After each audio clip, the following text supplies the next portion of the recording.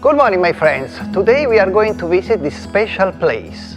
Apartment, very rich of splendid decoration, of paintings, and also this side of the palace is related to a very tormented moment of the life of the Prince Gabrielli.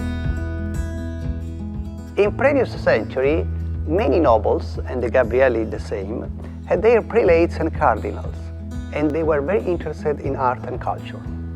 Rome had become the capital of the Baroque, that dictated the aesthetics and the taste of the European courts.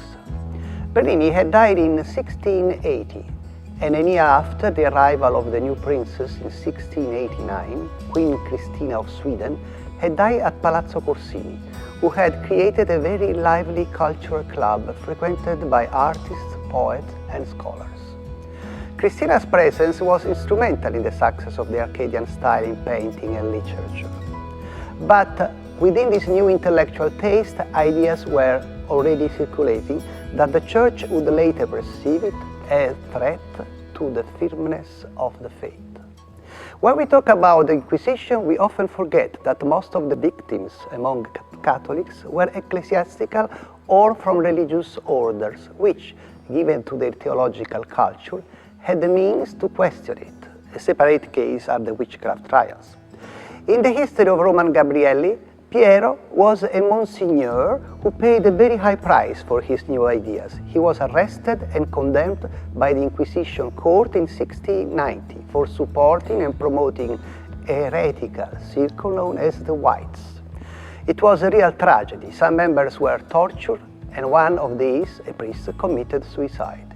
Piero managed to escape from prison and to permanently exile himself in the Free Republic of Venice.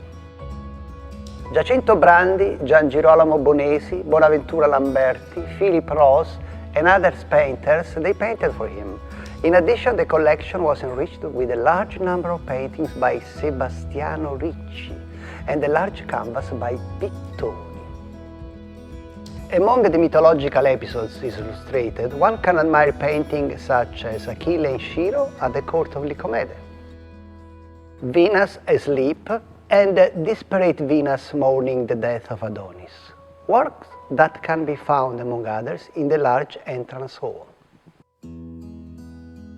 A smaller room has been furnished with a specific taste of the picture gallery, characteristic of the aristocratic houses of the 1600s and 1770s, with many paintings that cover the entire walls from the top to the bottom, the so-called quadreria.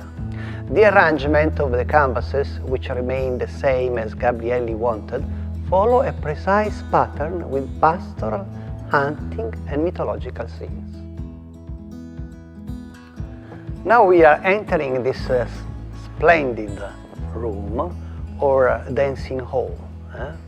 For appreciate this room, we have to remember what is the Arcadia. Arcadia was a magic and mythological place of the antiquity in which people were living all together in peace and happy. So the spirit of the Arcadia is blended in this splendid room with the Dionysus and Apollo themes.